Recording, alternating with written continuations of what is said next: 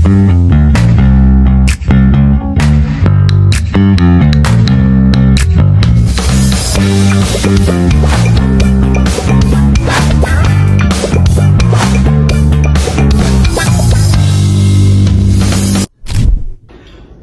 to our podcast, the show where we press, pause, look around and ask, are we really living with intention?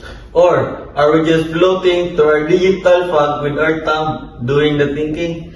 Exactly, because today, we're talking about something that chooses our lives, and most of the time, we barely notice it. At yan ang tinatawag na attention audit, at yan ang pag-usapan natin ngayon.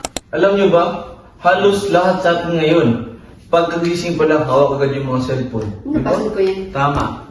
So agad sa TikTok o IG, minsan di natin namamalayan isang oras na palagi doon lumipas.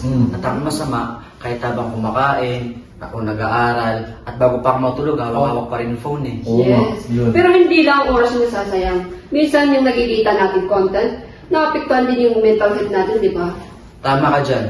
Kahit minsan hindi mo napapansin, naging irritable ka, o biglang nawala ng gana. Tapos yun pala, dahil sa mga pinapanood natin online. Oo. yun. Tsaka dagdag ko lang, parang pagkain lang kasi yan. Okay siya kung sakto lang. Pero kapag sumobra, doon siya nagiging unhealthy. Yes. Yun pala yun, no? Okay. Ako confession na guys, dati, sobra talaga ako na-addict sa mga reels.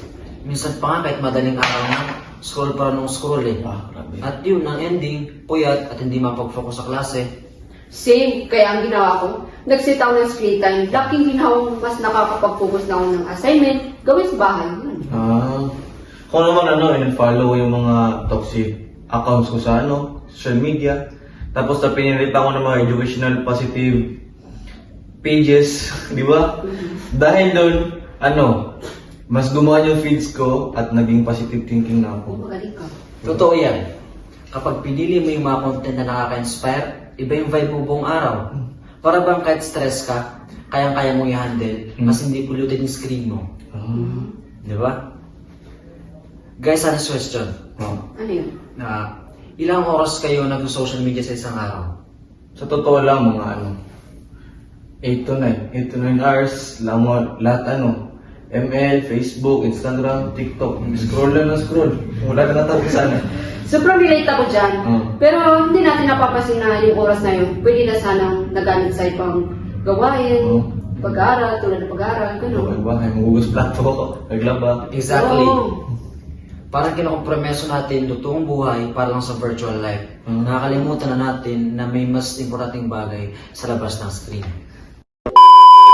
Kami yan, Group 6, at ito ang aming paalala sa inyo. Tandaan niyo to ha. Di naman masama ang mag-scroll for entertainment o pagpalipas oras. Normal lang yan.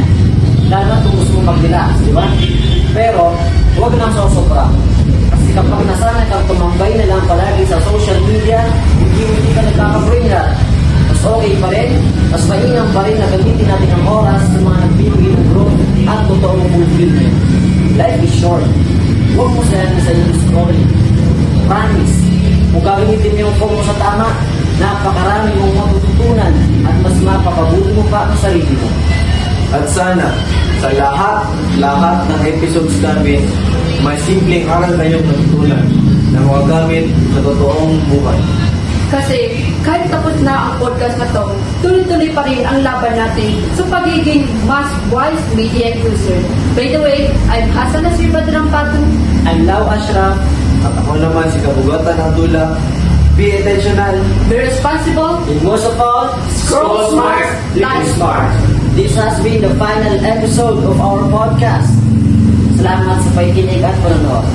Bye-bye.